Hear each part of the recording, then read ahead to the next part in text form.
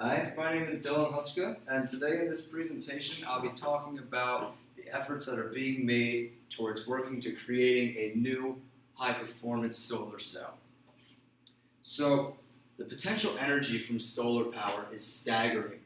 We get on this earth about 23,000 terawatts of energy every year. That's represented by this large orange circle. To put that into perspective for you at home, at your house, the energy companies bill you in kilowatt hours. We're receiving this in terawatts per year. To put that into perspective for the world, the entire population of the world only requires about 16 terawatts of energy per year. So, if solar energy is so plentiful, then why aren't we using it more often? Again, here is our solar energy from the sun.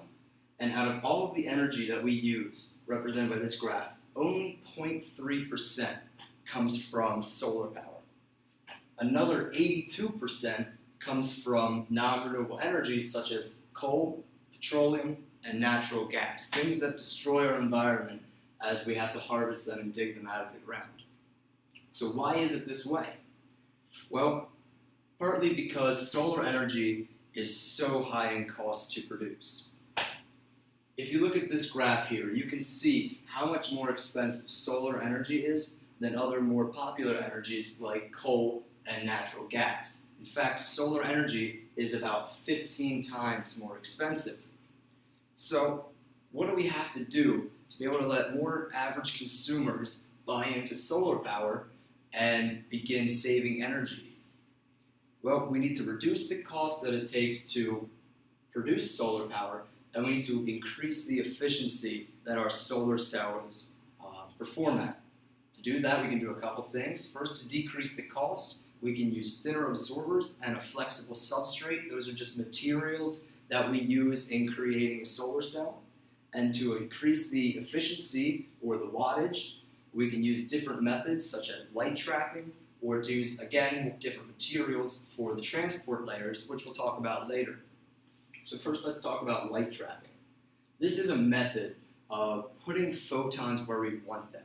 You can think of photons as small marbles of light that carry energy throughout space. So if we look at the conventional architecture of a solar cell, it's made up of multiple layers. Here, the ITO layer, silicon layer, zinc oxide layer. Every layer has a different purpose. What we want is we want the majority of the solar power to be absorbed in the silicon region. So if we look over here at this graph of photons, or for pretty much this just means absorption, we've got lots of absorption is the yellow and white colors, little absorption is the black and red colors. So if we look back over at our solar cell, we've got lots of absorption in the silicon region, which is good. But if we change this structure a little bit to a light trapping architecture, all we do is we change the surface geometry of the solar cell, make it these humps. What that does is that allows the light to scatter upon entering the solar cell, which gives the solar cell more time to absorb the light. And you can see there's much more yellow region here in the silicon layer, and it's a much brighter yellow, so more absorption. But will this new architecture alone be enough to create a more efficient solar cell? That's what's being looked into now. So this is a typical energy diagram for a solar cell. You've got different levels of energy going down, going up, and what happens in a solar cell is light comes in and it strikes an electron, which excites it to a higher energy level. That electron then leaves behind an empty space where it used to be, or a hole. Now don't think of the hole as an empty space, think of it as a new particle. What we don't want to happen, what we want to avoid, is that electron and the hole coming back together, because then we just lost all of the energy that was used to separate them. So we want the electron to travel down these steps towards the zinc oxide layer and out of the solar cell, and we want the hole to travel up these steps through the p-dot layer, through the aluminum layer, and again out of the solar cell. What we don't want to happen is the electron moving into this p-dot layer. So the p-dot layer, what it does, it creates this large energy gap here, this large energy jump, which is difficult for the electron to move through.